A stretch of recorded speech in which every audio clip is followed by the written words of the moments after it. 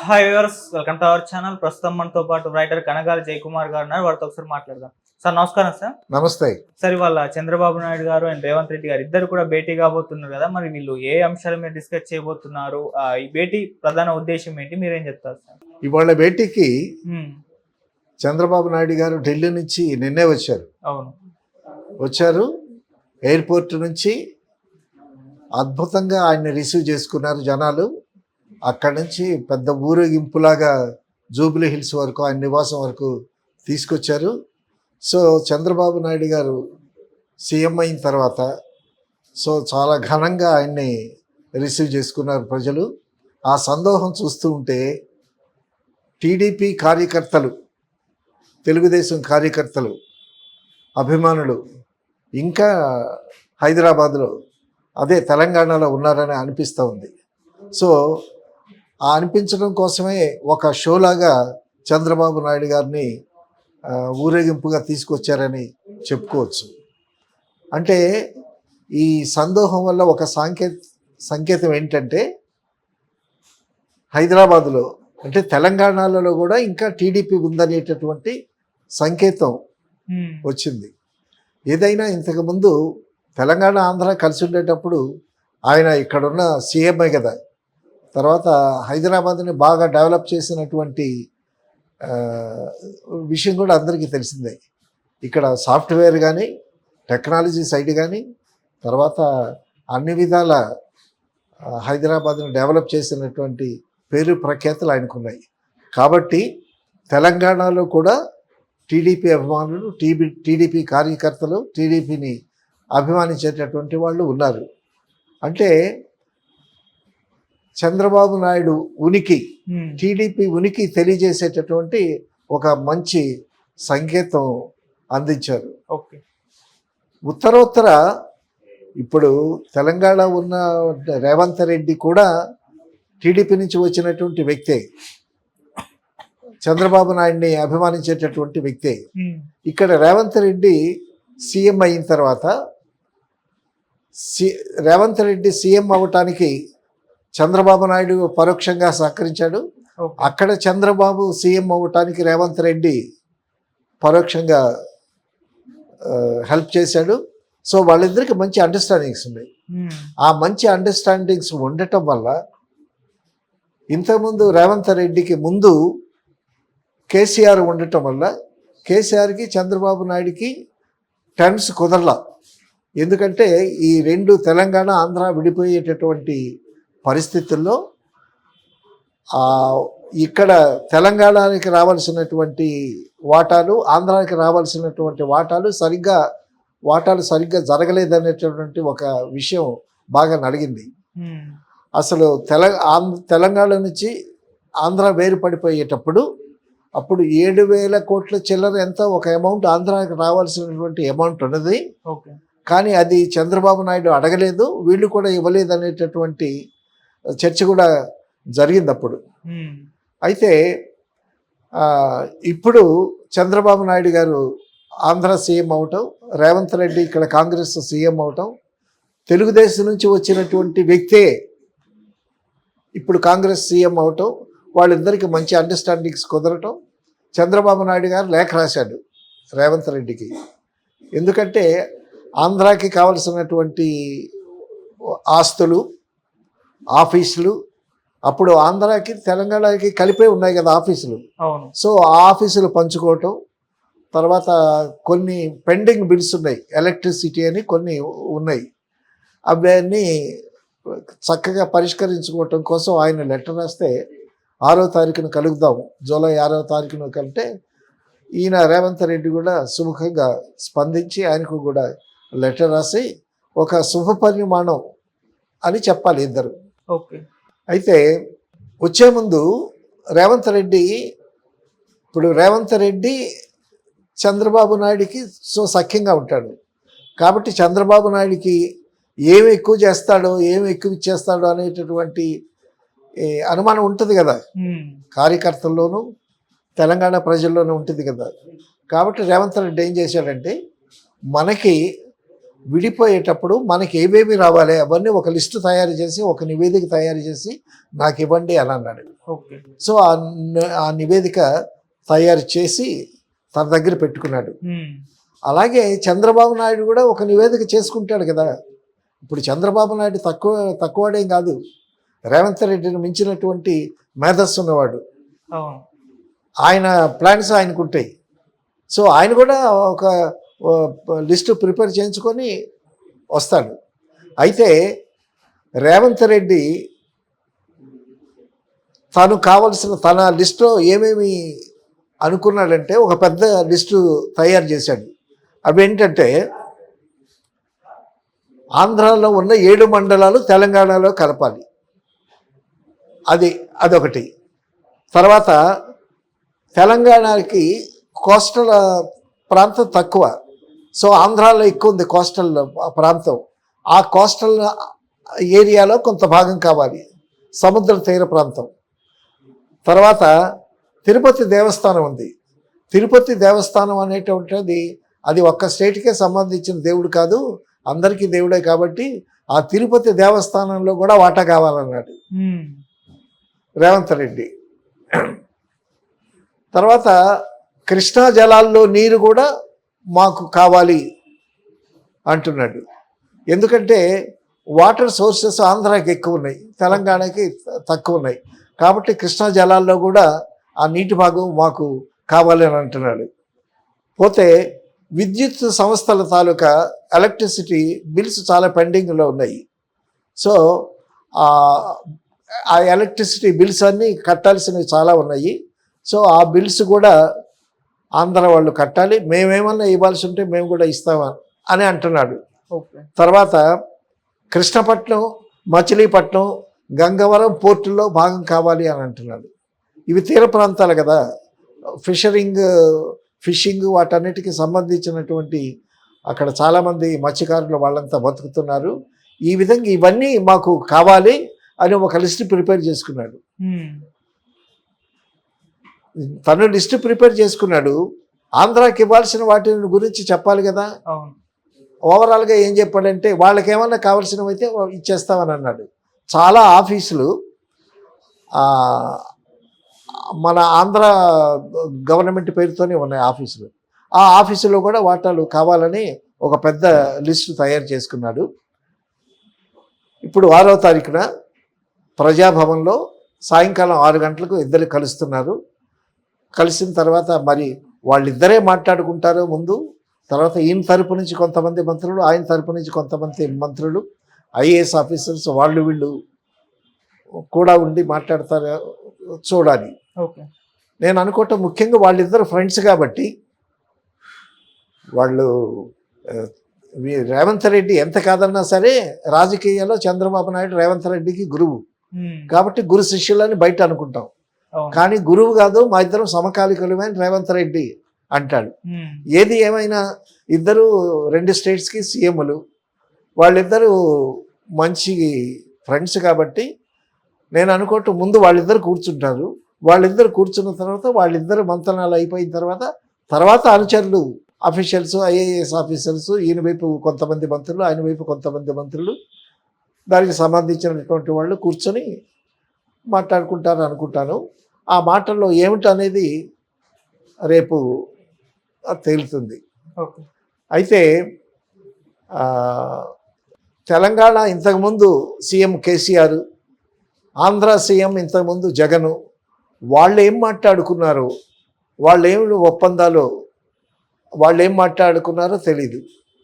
అసలు ఇప్పుడు వీళ్ళిద్దరూ కలిసిన తర్వాత అసలు ఏమేమి జరగాలి, ఆంధ్రాకి ఏమి వెళ్ళాలి, తెలంగాణకి ఏమి రావాలి, ఏ పెండింగ్ బిల్లులు ఎవరు పే చేయాలి, తర్వాత కొంతమంది ట్రాన్స్ఫర్స్, ఇప్పుడు తెలంగాణలో సెటిల్ అయినటువంటి వాళ్ళు ఆంధ్రాలో పనిచేస్తున్నారు, ఆంధ్రాలో సెటిల్ అయినటువంటి కొంతమంది ఆఫీసర్స్, జాబ్ హోల్డర్స్ తెలంగాణలో ఉన్నారు. సో ఆ మ్యూచువల్ ట్రాన్స్ఫర్స్ కొంతమంది అడుగుతున్నారు. సో బైఫిర్కేషన్లో ఇష్టం లేకపోయినా వెళ్లాల్సినటువంటి పరిస్థితుల్లో కొందరు ఉన్నారు. అందుకే తెలంగాణ నుంచి ట్రైన్లో వెళ్ళి ఈవినింగ్ ట్రైన్కి వచ్చేస్తున్నారు హైదరాబాద్ నుంచి జాబ్ హోల్డర్స్, ఎక్కడ అమరావతికి వెళ్ళి. సో ఇంతకుముందు అలా అలా జరుగుతుందనే జగన్ ఒకటి పెట్టాడు. ఏంటంటే 5 రోజులే పని దినాలు. హైదరాబాద్ నుంచి వచ్చేటటువంటి జాబ్ హోల్డర్స్ అందరూ 5 రోజులు పనిచేసి శనివారం ఆదివారం వీకెండ్స్లో రాక్కర్లేదని పెట్టాడు. ఓకే. సో దాన్ని ఇంకా కంటిన్యూ చేస్తున్నాడు చంద్రబాబు నాయుడు వచ్చి. సో ఉద్యోగస్తులకి సౌలభ్యం కోసం అది కూడా కంటిన్యూ చేస్తున్నాడు అతను. సో ఆ ట్రాన్స్ఫర్స్ ఇవి ఇప్పుడు తెలంగాణలో ఉన్న ఇంతకుముందు తెలంగాణలో సెటిల్ అయినటువంటి వర్కర్స్ ఉన్నారు. వాళ్ళకి ఇల్లు వాకిలి పిల్లలు ఫ్యామిలీ అంతా తెలంగాణలోనే ఉన్నారు. పిల్లలు ఇక్కడే చదువుకుంటున్నారు. సో ఇక్కడేంటి కొంతమంది హిందీ మీడియంలో ఉండేవాళ్ళు ఉన్నారు, ఉర్దూ మీడియంలో ఉండేవాళ్ళు ఉన్నారు తెలంగాణలో, ఎస్పెషల్లీ హైదరాబాద్లో. మరి వీళ్ళు అక్కడికి ట్రాన్స్ఫర్ అయితే ఫ్యామిలీ మొత్తం ట్రాన్స్ఫర్ అవడానికి లేదు. ఎందుకంటే అక్కడ ఇల్లు చూసుకోవాలి, తర్వాత పిల్లల ఎడ్యుకేషన్ అక్కడ చూడాలి. వీళ్ళు ఇక్కడ ఉర్దూ మీడియంలో ఉన్నారనుకో, అమరావతికి దగ్గరగా ఉర్దూ మీడియంలో ఉన్న స్కూల్స్ హిందీ మీడియంలో ఉన్న స్కూల్స్ లేకపోవచ్చు. సో ఎడ్యుకేషన్ పరంగా ఫ్యామిలీని అక్కడికి తీసుకెళ్ళటానికి అవకాశం లేదు. అలాగే వైస్ వెర్సా ఆంధ్రాలో ఉండేటటువంటి తెలంగాణలో ఉండేటటువంటి ఫ్యామిలీస్ ఆంధ్రాలో ఆ విధంగా ఇబ్బందుల వల్ల వాళ్ళు అటు ఇటు తిరుగుతూ ఉన్నారు. సో అటువంటి ట్రాన్స్ఫర్స్ ఏమన్నా ఒకవేళ చేయాల్సినవి ఏమన్నా ఉన్నాయా అవి కూడా పరిష్కరించుకుంటారు. కొంచెం లైబిలిటీ ఇస్తారు. ఇంకా కొంత టైం ఇచ్చి మీరు తెలంగాణలో సెటిల్ అయినటువంటి వాళ్ళు తెలంగాణలో ఉండొచ్చు, అలాగే తెలంగాణలో ఉన్నవాళ్ళు ఆంధ్రాకి రావచ్చు అనేటటువంటి వెసులుబాటు కల్పించాలి జనాలకి. సో అలా చేస్తే వాళ్ళు పనిచేసే వాళ్ళు మైండ్స్ కూడా చక్కగా ఉంటుంది, గవర్నమెంట్ సర్వీస్ కూడా బాగా చేయగలుగుతారు వాళ్ళు. సో ఇన్ని విధాలుగా ఇన్ని టాపిక్స్ మీద వాళ్ళు కూర్చొని వాళ్ళు ఎటువంటి నిర్ణయాలు తీసుకుంటారు, ఈ రేవంత్ రెడ్డి ఏమేమి అడుగుతాడు, రేవంత్ రెడ్డి అడిగేదానికి చంద్రబాబు నాయుడు ఏమేమి ఓకే అంటాడు, ఏమేమి కాదంటాడు. అలాగే చంద్రబాబు నాయుడు కూడా అడుగుతాడు కదా, ఆయనేం అడుగుతాడు, దానికి ఈయనట్టే స్పందిస్తాడు. సో ఇది ఒక్క రోజులో జరిగేటటువంటి కార్యక్రమం కాదు. ఈయన అడిగేవి ఈయన అడుగుతాడు, ఆయన అడిగేది ఆయన అడుగుతాడు, వెంటనే తెలియటటువంటి విషయాలు కావు. సో సుహృద్భావ వాతావరణంలో ఇద్దరు మంచి ఫ్రెండ్సే కాబట్టి ఇది ఫస్ట్ మీటింగ్ జరుగుతుంది. నేను అనుకోవటం ఇంకా ఒక 2 సార్లు కలిసిన తర్వాత, ఒకేసారి అన్నీ జరగవు కదా, కలిసిన తర్వాత వాళ్ళు మెరిట్స్ డిమెరిట్స్ అవన్నీ ఆలోచించుకొని ఒక ప్రణాళిక వచ్చి ఆ ప్రణాళిక ప్రకారం నడుచుకుంటారని నేను అనుకుంటున్నాను. అయితే ఇద్దరికీ ఒక అండర్స్టాండింగ్ ఉంది కాబట్టి, ఎందుకంటే రాజకీయంగా వాళ్ళిద్దరూ ఒకనాడు కలిసి ఉన్నారు కాబట్టి, సో సుహృద్భావ వాతావరణంలోనే జరుగుతుంది ఇది. సో అంతవరకు మంచిగా జరుగుతుందని మనం ఆశించవచ్చు. అలాగే సార్, చంద్రబాబు నాయుడు గారు తెలంగాణలో కూడా టీడీపీని పునర్వైభవం తీసుకురావడానికి బలోపేతం చేయడానికి ప్రయత్నాలు అయితే చేయడం చూస్తున్నాం. ఎన్టీఆర్ భవన్ లోకి వెళ్ళి అధ్యక్షుడు నియమించడం, లోకల్ ఎలక్షన్స్ లో కూడా టీడీపీని పార్టిసిపేట్ చేసేలా చేస్తున్నారు. మరి నెక్స్ట్ వచ్చే తెలంగాణ ఎలక్షన్స్ లో టీడీపీ పార్టీ ఏ విధంగా ఉండబోతుంది అంటారు? అదే ప్లాన్ చంద్రబాబు నాయుడు గారు. ఎయిర్పోర్ట్ నుంచి ఆయన ఇంటర్కి జూబ్లీ హిల్స్ ఆయన నివాసం వరకు అంత ఘనంగా అంత వైభవంగా ఆయన్ని తీసుకొచ్చారు అంటే సంకేతం అదే. ఇప్పుడు ఆయన చెప్పక్కర్లేదు, ఆయన పక్కన ఉండేటటువంటి మంత్రులు తర్వాత కార్యకర్తలు వాళ్ళంతా ఉంటారు కదా. సో తెలుగుదేశం పార్టీ ఇంకా తెలంగాణలో ఉన్నది అని తెలుగుదేశం పార్టీ ఉనికి తెలంగాణలో తెలియజేయటం కోసమే అంత ఘనంగా ఆయన్ని తీసుకొచ్చారు. డెఫినెట్గా నెక్స్ట్ ఎలక్షన్స్లో ఇక్కడి నుంచి వెళ్ళిన వాడే కదా ఆయన. ఇంతకుముందు తెలుగుదేశం ప్రభుత్వమే కదా ఈ 2 రాష్ట్రాలని వాడింది. కాబట్టి నెక్స్ట్ ఎలక్షన్స్లో డెఫినెట్గా ఆయన మళ్ళీ జెండా ఊపుతాడు తెలంగాణలో. అప్పుడు ఏమవుతుంది, అప్పుడు రేవంత్ రెడ్డికి చంద్రబాబు నాయుడికి ఫైట్ జరుగుతుంది. అప్పుడు చాలా తెలంగాణలో తెలుగుదేశం అభిమానులు చాలామంది ఉన్నారు, కార్యకర్తలు ఉన్నారు, ఆఫీసర్స్ ఉన్నారు. సో ఇతనికి మెజారిటీ వస్తుంది. అప్పుడు కాంగ్రెస్కి తెలుగుదేశానికి మళ్ళీ టఫ్ ఫైట్ ఉంటుంది. సో అప్పుడు అది నెక్స్ట్ ఎలక్షన్స్కి వచ్చే కదా. ఈలోగా ఆంధ్రాలో పాతుకుపోతాడు చంద్రబాబు నాయుడు గారు. ఆంధ్రాని చాలా బాగా అభివృద్ధి చేస్తాడు. ఇక్కడ హైదరాబాద్ని తెలంగాణని ఏ విధంగా అయితే చంద్రబాబు నాయుడు గారు అభివృద్ధి చేశాడో అలాగే నెక్స్ట్ 5 years అయ్యేసరికి అక్కడ చాలా అద్భుతంగా తయారవుతుంది ఓకే. అమరావతి. అక్కడ కొత్తగా వచ్చినటువంటి మంత్రివర్గం చాలా హుషారుగా పనిచేస్తున్నారు. తర్వాత చంద్రబాబు నాయుడు గారు రీసెంట్గా అదే 6వ తారీఖు అంటే 5వ తారీఖు 4వ తారీఖు అక్కడ ఢిల్లీలో ఉన్నాడు. మోడీని కలిశాడు, తర్వాత పీయూష్ గోయల్ని కలిశాడు, తర్వాత నిర్మలా సీతారామన్ని కలిశాడు, 3 మంత్రులను కలిశాడు. 3 మంత్రులను కలిసి ఆయన చేసినటువంటి విషయం ఏంటంటే తనకి కావలసినటువంటివన్నీ అక్కడ చెప్పాడు. మాకు ఇక్కడ ఈ డెఫిసిట్ ఉంది, ఈ డెఫిసిట్ ఉంది, మాకు ఇక్కడ ఈ అవసరాలు ఉన్నాయి ఆంధ్రాలో అన్నీ చెప్పాడు. చెప్పంగానే వాళ్ళు వెంటనే ఓకే అని చెప్పి 60,000 కోట్ల ప్రాజెక్ట్ ఒకటి ఇచ్చారు. ఓకే. 60,000 కోట్ల ప్రాజెక్టు. ఆ ప్రాజెక్ట్ ఏంటి? ఆయిల్ రిఫైనరీ ప్రాజెక్ట్ అన్నమాట. ఇప్పుడు సౌదీ నుంచి ఇతర దేశాల నుంచి క్రూడ్ ఆయిల్ వస్తుంది మనకి. సో ఆ క్రూడ్ ఆయిల్ని రిఫైన్ చేసి అందులో నుంచి ఆ క్రూడ్ ఆయిల్ నుంచి వచ్చేటటువంటి పెట్రోలు వాటన్నిటిని తీస్తారనమాట. అది పెద్ద ప్రాజెక్ట్, 60,000 కోట్ల ప్రాజెక్ట్ అది. ఆ ప్రాజెక్టు కాకినాడలో పెట్టాలనుకున్నారు. కాకినాడలో పెట్టాలనుకుంటే కాకినాడలో దానికి 3,000 చదరపు గజాలు కావాలంట, 3,000 ఎకరాలు. సో కాకినాడ దగ్గర స్థలం లేదు. అందుకోసం దాన్ని తీసుకొచ్చి మచిలీపట్నంలో పెడుతున్నారు. మచిలీపట్నం దగ్గర విజయవాడ నుంచి మచిలీపట్నం పెట్టే రోడ్లు కొన్ని వేల ఎకరాల్లో మామిడి తోటలు ఉన్నాయి. మనకి ఆంధ్రాకి మామిడి పళ్ళు అక్కడి నుంచే వచ్చేది. విజయవాడలో మామిడి పళ్ళ మార్కెట్ పెద్ద మార్కెట్ ఆ మచిలీపట్నం ఆ తోటల నుంచే వచ్చేది. సో విజయవాడ నుంచి మచిలీపట్నం వెళ్ళే రోడ్లు ఒక 3,000 ఎకరాలు శాంక్షన్ చేస్తారు. మనకి ఫ్యూచర్లో మామిడి పళ్ళకి బదులు పెట్రోల్ వస్తుంది అక్కడి నుంచి. సో ఆ విధంగా 60,000 కోట్ల ప్రాజెక్టు, ఆయిల్ రిఫైనరీ ప్రాజెక్టు మచిలీపట్నంలో పెడుతున్నారు. సో 60,000 కోట్ల ప్రాజెక్ట్ అంటే చాలా డెఫినెట్గా చాలా ఉద్యోగాలు ఉంటాయి అందులో. సో యువతకి మంచి ఉపాధి కల్పించేటటువంటి ఉద్యోగాలు అదొకటి ఒక పెద్ద ప్లస్ పాయింట్. సో చంద్రబాబు అసలు పవన్ కళ్యాణ్ ఇంకా గెలుపు ఉత్సాహంలోనే ఉన్నాడు. గెలుపు ఉత్సాహంలో ఉండి పిఠాపురంలో మీటింగ్లు పెట్టి నేను మీకు రక్షిత మంచినీటి పథకం తెప్పిస్తాను, తర్వాత పిఠాపురాన్ని ప్రపంచంలోనే పెద్ద ఆదర్శవంతమైనటువంటి కాన్స్టిట్యున్సీగా నిలబెడతాను ప్రపంచంలోనే. మీరు పిఠాపురం నా తల్లిని వదిలిపెట్టి నేను ఎక్కడికి వెళ్తాను? సినిమాలు చేయడానికి నాకు టైం ఉన్నదా? ఏదో ఒప్పుకున్నాం కాబట్టి సినిమాలు ఏదో పూర్తి చేస్తాము, 3 మాసాలన్నా ఉండి మీకు సేవ చేసి గుంతలు పూర్తి వెళ్తాను, కానీ మిమ్మల్ని ఇలా వదిలేసి వెళ్ళిపోతే మీరే నన్ను తిడతారు కదా అని. తర్వాత ఇది తల్లి లాంటిది పిఠాపురం, నేను ఇక్కడ ఇల్లు కట్టుకుంటున్నాను 3 ఎకరాల స్థలంలో, మీకు అందరూ కార్యకర్తలందరూ వచ్చి కూర్చోటానికి ఆ సౌకర్యాలన్నీ ఉండాలి కదా. అసలు పిఠాపురాన్ని చాలా ప్రపంచంలోనే అద్భుతమైన కాన్స్టిట్యూన్సీగా చేస్తానని లెక్చర్లు దంచుతున్నాడు. ఇంకా ఆ గెలుపు ఆనందంలోనే ఉన్నాడు.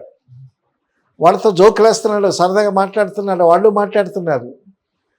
కొంతమంది కామెంట్ పెట్టారు కిందన, కబుర్లాపి పనులు చేయవయ్యా అని. ఉంటారు కదా.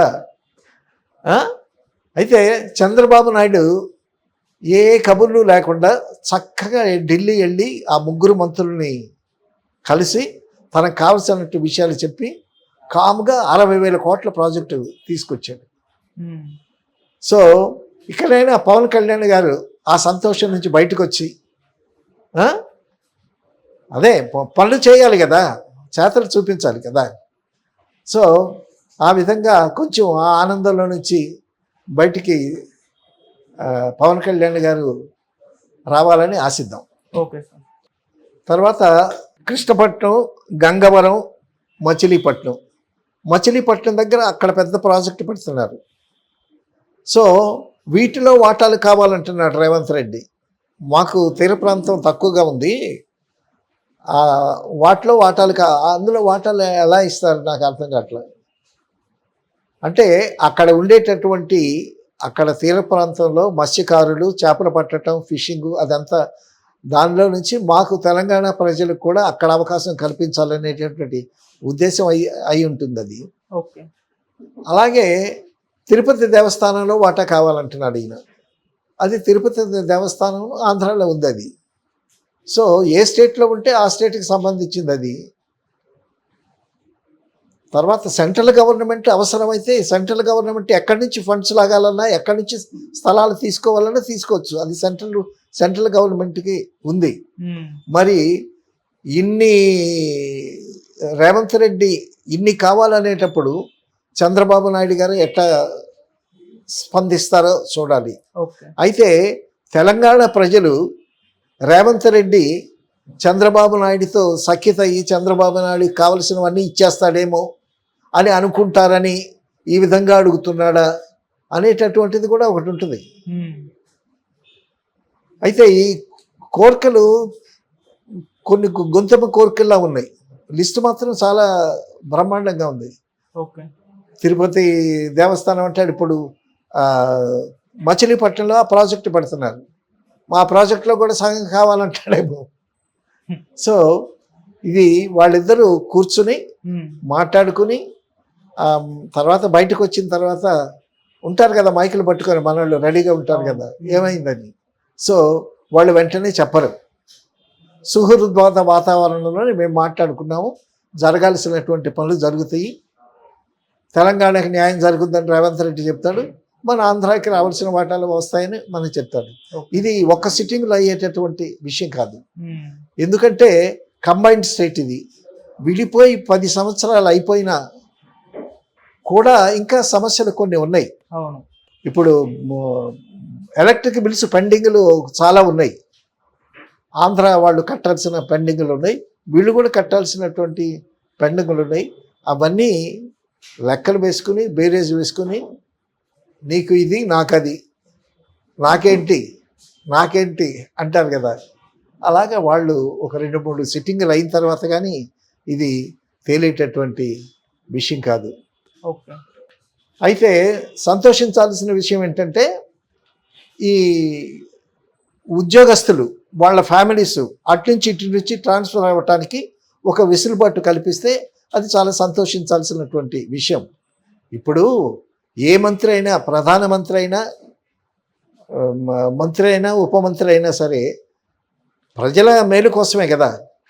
కాబట్టి ఈ విధంగా ఉద్యోగరీత్యా ఫ్యామిలీస్తో ఇబ్బంది పడేటటువంటి వాళ్ళకి మాత్రం ఒక వెసులుబాటు కల్పించి వాళ్ళు కోరినటువంటి ఆంధ్రాలో కావాలంటే ఆంధ్రాకి పంపించడం, తెలంగాణ కావాలంటే తెలంగాణకి పంపించడం జరిగేటువంటి ఒక మంచి వెసులుబాటు జరుగుతుంది. తర్వాత ఏపీ ఎమ్మెల్సీలుగా రామచంద్రయ్య, హరిప్రసాద్ అని ఇద్దరు ఏకగ్రీవంగా ఎలెక్ట్ అయ్యారు. వాళ్ళు తెలుగుదేశం అంటే ఎమ్మెల్సీలు ఒక మెజార్టీ ఒక ఇద్దరు పెరిగిందనమాట. దానికి ఇంకెవరు పోటీకి రాలేదు. సో ఏకగ్రీవంగా వాళ్ళే ఎమ్మెల్సీలుగా ఎలక్ట్ అయ్యారు. అది కూడా ఒక మంచి శుభ పరిణామమే. 7 మండలాలు అడుగుతున్నాడు. ఆ 7 మండలాలు తెలంగాణలోకి ఇచ్చేయండి అని అంటున్నాడు. కోస్టల్ తీర ప్రాంతం, తిరుపతి దేవస్థానం, వీటన్నిటిలో భాగాలు కావాలంటున్నాడు. ఇక ఆంధ్రాలో సగభాగం ఇచ్చేస్తే నువ్వు తెలంగాణ వాడివా, ఆంధ్ర వాడివా? తెలంగాణ వాడివి, నేను ఆంధ్ర వాడిని. ఇప్పుడు మన ఇద్దరం, నేనేమో చంద్రబాబు నాయుడు, నువ్వేమో రేవంత్ రెడ్డి, తెగ కోరుకుంటున్నావు. మరి ఇవన్నీ ఇవ్వటానికి ఆలోచించుకోవాలి కదా. ఇప్పుడు ఈ మీటింగ్లో ఎవరి వ్యూహం వాళ్ళకు ఉంటుంది. ఇక్కడ ఈయన తెలంగాణ సీఎం, ఆయన ఆంధ్ర సీఎం, ఆయన సెంట్రల్ చక్రం తిప్పినటువంటి సీఎం, మామూలు సీఎం కాదు చంద్రబాబు నాయుడు. ఎన్టీ రామారావు స్థాపించినటువంటి పార్టీని తన అరచేతుల్లో పెట్టుకున్నటువంటి గొప్ప మేధావి చంద్రబాబు నాయుడు. సో ఈయన మేధస్సు పనిచేస్తుందా, లేకపోతే ఈయన మేధస్సు పనిచేస్తుందా? మరి సీఎం అవటం అంటే ఏ మేధస్సు లేకపోతే సీఎం ఎట్లా అవుతాడు? అవును. ఈయన కూడా తక్కువ వాడు కాదు కదా. ఉమ్. అసలు అడుగంటినటువంటి కాంగ్రెస్ పార్టీని అందరినీ కలుపుకొని దేశమంతా తిరిగి కాంగ్రెస్ పార్టీని ఏకతాటిపై నడిపించినటువంటి యువకుడని చెప్పుకోవాలి. అవును. ఆయన వయసున్నా సరే చాలా కష్టపడి ఏ యువకుడు కూడా చేయలేనంత గొప్పగా తిరిగి కాంగ్రెస్ పార్టీని నిలబెట్టాడు. ఉమ్. ఇప్పుడు కాంగ్రెస్ పార్టీని రేవంత్ రెడ్డి నిలబెట్టిన తర్వాత అందరినీ కలిపి చేసిన తర్వాత ఇప్పుడు సీనియర్స్ అందరూ బయటకు వచ్చారు. నేను సీనియర్ని, నేను సీఎం అవుతాను తెలంగాణకి అని అన్నారు. ఉమ్. సో ఇదంతా గమనించారు. గమనించి అసలు వ్యూహాన్నంతా ఢిల్లీ తీసుకెళ్ళి రాజీవ్ గాంధీ, సోనియా గాంధీ కూర్చోబెట్టి అక్కడే అనౌన్స్ చేశారు ఉమ్. రేవంత్ రెడ్డి సీఎం అని. అవును. సో అక్కడ ఢిల్లీ వెళ్ళి సోనియా గాంధీ, రాజీవ్ గాంధీ వాళ్ళ సమక్షంలోనే రేవంత్ రెడ్డి సీఎం అని అనౌన్స్ చేశారు కాబట్టి సరిపోయింది. కానీ ఉమ్. లేకపోతే ఇక్కడే ఈయన సీఎంగా ఉన్నాడనేటటువంటి విషయం తేల్చారనుకో, ఇక సీనియర్స్ చాలామంది ఉన్నారు తెలంగాణలో సీనియర్స్, ఉమ్. వాళ్ళందరూ ఇక రేవంత్ రెడ్డి జుట్టు పీకేసేవాళ్ళు. సో ఆ విధంగా తను కూడా చాలా చక్కగా వ్యవహరించి రేవంత్ రెడ్డి సో ఈ ఇష్యూనేమో తీసుకెళ్ళి ఢిల్లీలో పెట్టి వాళ్ళ చేత కూడా ఓటేయించుకొని తిరిగి వచ్చి ఇక్కడ సీఎం అయి కూర్చున్నాడు. ఓకే. సో తను కూడా చాలా ఉత్సాహంగా పనిచేస్తున్నాడు అని అంటున్నారు ప్రజలు. ఉమ్. సో ఏదైనా ప్రజలకు ఇష్టంగా ప్రజాభిమానంతో అటు చంద్రబాబు నాయుడు గారు కానీ ఇటు రేవంత్ రెడ్డి గారు కానీ ప్రజల సంక్షేమం కోసం పాటుపడతారని మనం అనుకోవచ్చు. ఓకే. ఇప్పుడు ఆంధ్ర తరపున మెచ్చుకోవాల్సినటువంటి విషయం ఏంటంటే చంద్రబాబు నాయుడు ఢిల్లీ వెళ్ళి 60,000 కోట్ల ప్రాజెక్ట్ ఒకటి తీసుకొచ్చాడు. సో అక్కడ ఆ ప్రాజెక్ట్లో చాలామందికి ఉపాధి ఉద్యోగాలు వస్తాయి అనేటటువంటి విషయం. ఓకే. తర్వాత రాజధానికి కూడా కావలసినటువంటి ఇన్ఫ్రాస్ట్రక్చర్ అదంతా ఎక్స్ప్లెయిన్ చేశాడంట. ఎక్స్ప్లెయిన్ చేస్తే వాళ్ళు నిర్మలా సీతారామన్, పీయూష్ గోయల్ వాళ్ళందరూ చాలా స్పందించారంట. ఈ ప్రాజెక్ట్ వెంటనే ఇచ్చారు, మిగతా విషయాలు కూడా మేము చూస్తాం, మీకు ఏమేమి కావాలో అవన్నీ మేము చూస్తాం అనేటటువంటి చాలా పాజిటివ్గా వాళ్ళు స్పందించారని వార్తలు కూడా వస్తున్నాయి. అది డెఫినెట్గా జరిగేటటువంటి విషయమే.